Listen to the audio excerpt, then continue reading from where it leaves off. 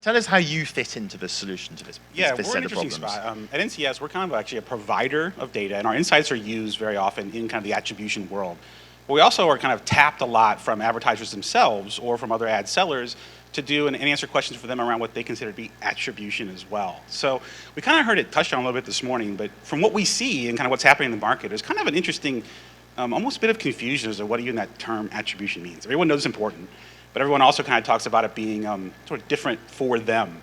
And where we see a lot of confusion tend to be is when people are kind of conflating the notion of like ROI or incrementality with kind of what attribution itself is. And they're very different in a lot of ways. They're important, but they're very different. It's very important to map out, of course, like all the touch points and all the things that happen along the way to a conversion of some type, usually sales. And help us piece together the landscape from your point of view. How do you think attribution, audience targeting, incrementality, ROI fit together as concepts? Yeah.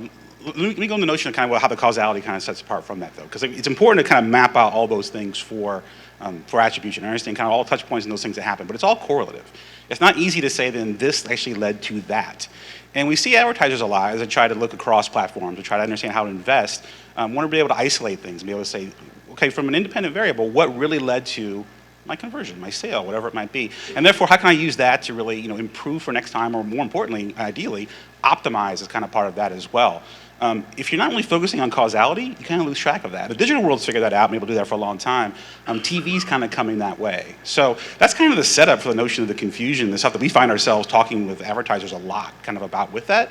To build off, though, to your question around like targeting and the pieces that play with that as well, we certainly have seen a notion of trying to get away from really these demographically based buys and these things of like mass audience and getting more towards the right audience as part of that. So we heard a lot of it yesterday, like this notion of 50, 60 years of broad-based buys and TV kind of evolving, but not quite there yet. But the notion of the right buyer is something that is with addressable and things are now going to be an option to really attack.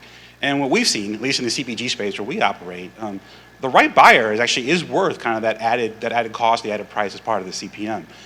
This seems kind of intuitive, but like the number one predictor of someone buying your brand is someone who's bought your brand before. Right. The number two predictor is someone who's in the category.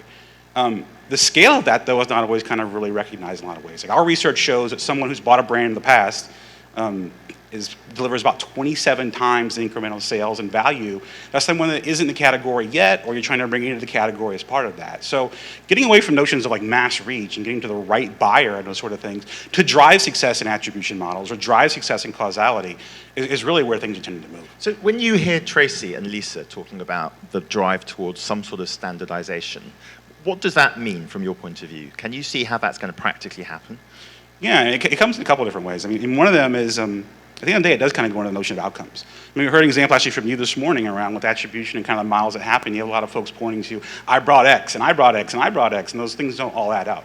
We also heard the notion of like all these different attribution models being a bit of a black box. The one thing at the end of the day, if a CMO or an advertiser or marketer is kind of looking across platforms that they can actually look at in a holistic and kind of consistent way is I spent X, what sort of outcome or what kind of causality came from that? And is this then a worthwhile buy? And is this something I should actually use kind of cross-platform, across media? But we have very standardized models now. I mean, there are common approaches used by almost every agency. Mm-hmm. Are you talking about, from a data point of view, an additional layer of standardization that supports that modeling across different buckets of advertiser?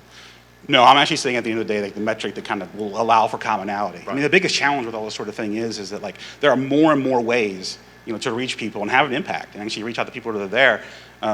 Some things, even the newer mediums like podcasting that are growing, are still focused on mass reach and demos and those sort of things.